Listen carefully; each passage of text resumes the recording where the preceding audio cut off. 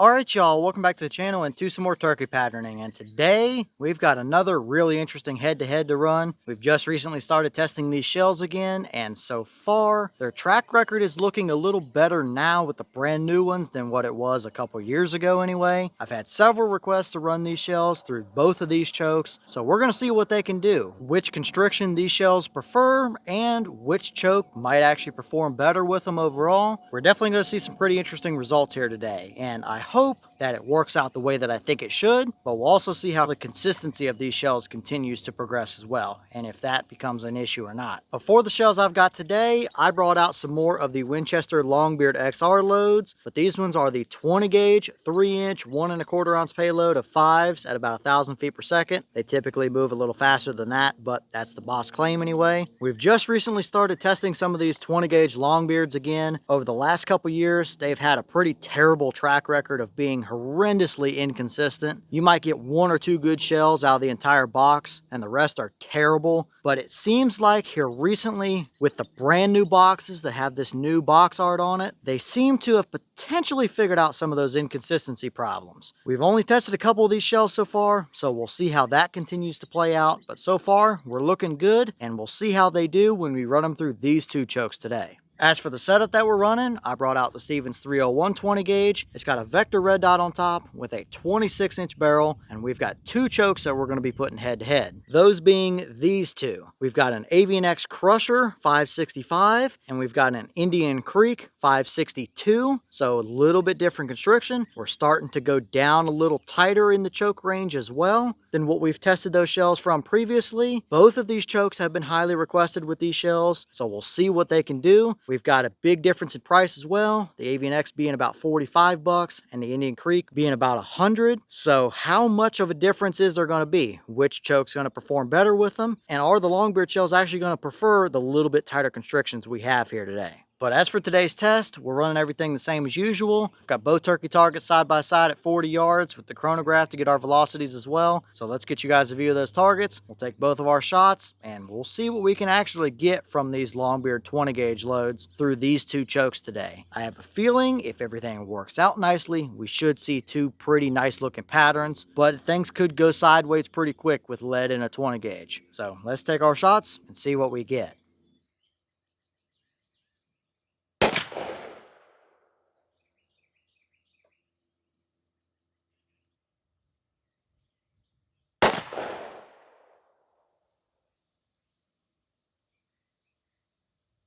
All right, so let's take a peek at our velocities real quick. We have a boss claim of 1,000, but just like I suspected, they typically move a little faster than that. The shot from the Avian-X choke gave us 1153, and the shot from the Indian Creek 562 gave us 1141. So mid 1100s pretty consistently. It's very typical for what these usually do, but did we get 2 good patterns down there or not? Let's go check it out and see.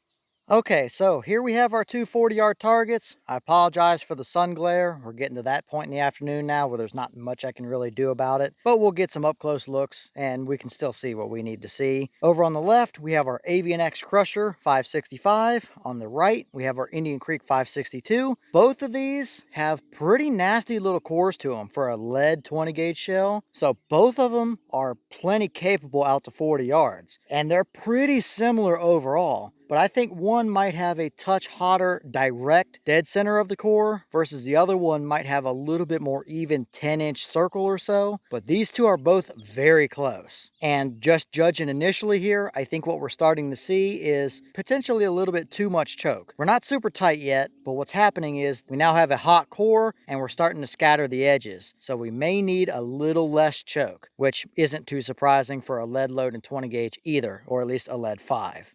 But first, we'll start over here on the left. This is our Avian-X Crusher 565 pattern. We absolutely do have a dead bird at 40 yards. There are several through the neck that would have done the job, although our core definitely favored a touch to the left. I might have to give my red dot just kind of 1 click to the right, since both of these patterns are pretty much in the exact same spot. But that little hot zone of pellets right there is a pretty nasty little core for a lead 20 gauge load. If we had that centered up, I mean, there's nowhere he can go to and get through that spread. You're going to be hitting them with a good number of pellets there. So I like that. But as soon as we get outside of that, you can immediately see how we start scattering pellets. There's some over here to the right, some down there towards the bottom, and some over here off the left as well. So outside of that initial dead center core, it gets a little sporadic pretty quickly. So pretty interesting looking pattern. I think it'll look a little bit better potentially once we pull the turkey target down. But hey, it still seems like these brand new 20 gauge Longbeards are some much better shells than what they have been in previous years for sure. So looking good here, although definitely not perfect once we get outside of our core.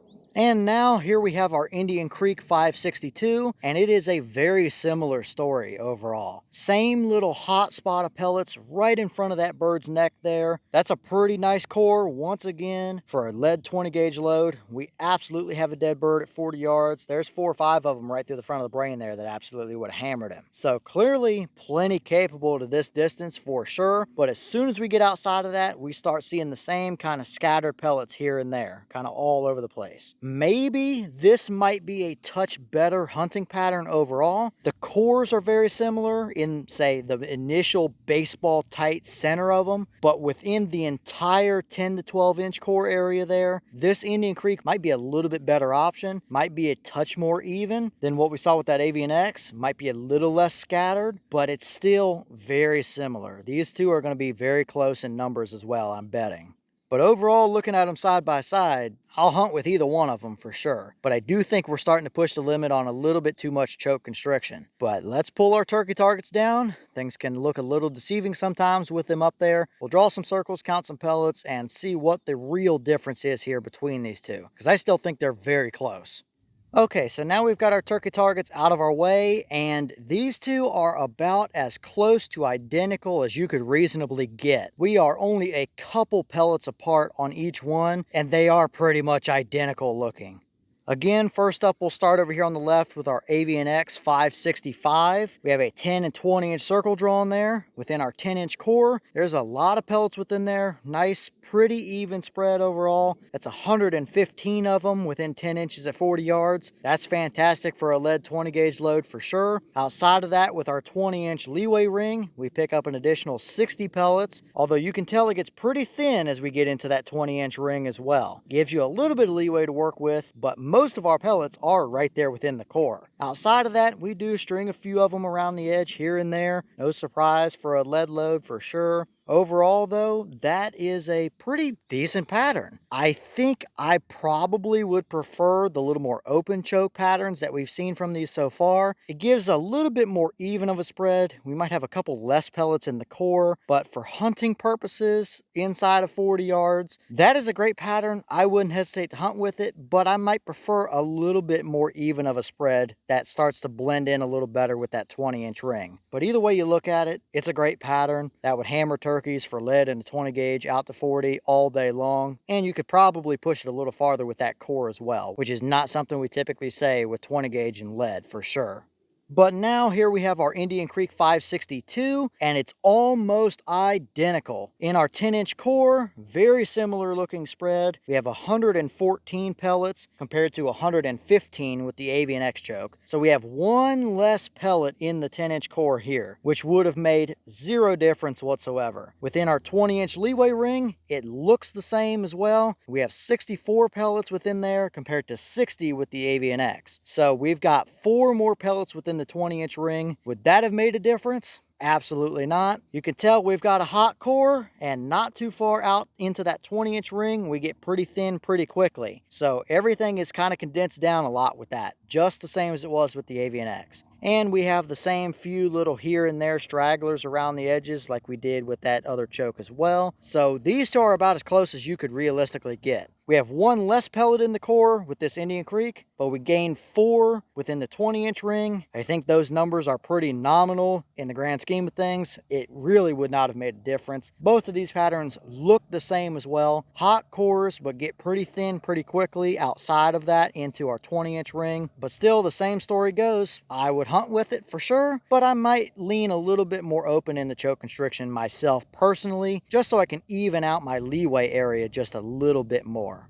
Overall though, two great patterns, two very similar results. I expected to see pretty close results here, but I mean, they're almost identical. If you didn't mark which choke was which here, and I just showed you both of these patterns, you would think they probably came from the same choke. And considering there's a $50 price difference between the Avian-X and the Indian Creek, if you want to run a 20 gauge with a Longbeard 5, doesn't seem like you really need to spend the extra 50 bucks for one of those Indian Creeks, at least not the 562 if you're running these exact shells. Both are great options. I would hunt either one of them, and it's very nice to see that we still consistently have good results from these brand new Longbeard 20 gauge shells. Hopefully that continues and they've actually fixed their problems, but nice results from both of these setups today for sure. And here are the two chokes from those shells, the Avian-X 565 on the left, 562 Indian Creek on the right. Both look almost identical to each other, no major damage, nothing I'm concerned about, and they clearly both did their job just fine here. Alright y'all, well, what did you think about those results right there? We've got several factors at play here. Number one, for a 20 gauge lead turkey load, that is impressive at 40 yards from both of those. It still seems like the Longbeard XR shells are the kings of lead. Maybe somebody can hand load a very specific custom load that shoots the same as that, but if you want to just go buy a shell, even from some of these fancier ammo companies that offer lead 20 gauge loads and stuff as well, even in 12 gauge, but especially in 20 gauge, the brand new Longbeards are just the way to go. They are. Obviously, you don't have the pellet count that you would in a TSS load or of that in a Longbeard shell in a 12 gauge either, but you see the cores there. They're 40 yard capable all day long. Turkey is never going to know the difference between that pattern and a 12 gauge shell because it's going to hammer them all the same. So we've actually got consistent results with the Longbeard 20 gauge shells as well, which is nice to see. And we've got two chokes that are $50 apart in price. Both of them performed almost as identical as what you could get. I mean, you could repeat the same shots over and over and over again, and to have a couple pellet difference, I mean, they're as close as you could realistically get. So nice results from both of them. It seems like between 562 and 565, at least with these two chokes and the Longbeard 5s, not much of a difference here. I would hunt with either one of them, but if I had my choice, I'd probably still go a little less choke, even out that 20-inch ring. Even if I lose a couple pellets from our core, I'm still okay with that to have a little more even of a spread throughout the rest of the pattern. That's just myself personally, but leave all your thoughts down below. Is that about what you expected to see? Were you a little surprised one way or the other? Have you tested any of these new 20 gauge Longbeard loads? And if so, what kind of results have you seen? Are either one of these a pattern you would hunt with? I mean, pick your poison, really. It would probably come down to which choke you want to spend money on. If you want the Indian Creek, or if you're fine with the Avian-X for a little less money, buy another box or two of shells with it, since they seemingly are pretty identical performers, as well as what other chokes do you want to see us run the 20 gauge Longbeards through. Let me know all that down below. But with that being said, I've got some more testing to get done for you guys, so I'm going to get back to it. As always, we have the channel Instagram as well as the mailbox where you can send stuff if you'd like. All the information will be in the description if you're interested in it. But I'm going to get back to it, so I'll see y'all in the next one.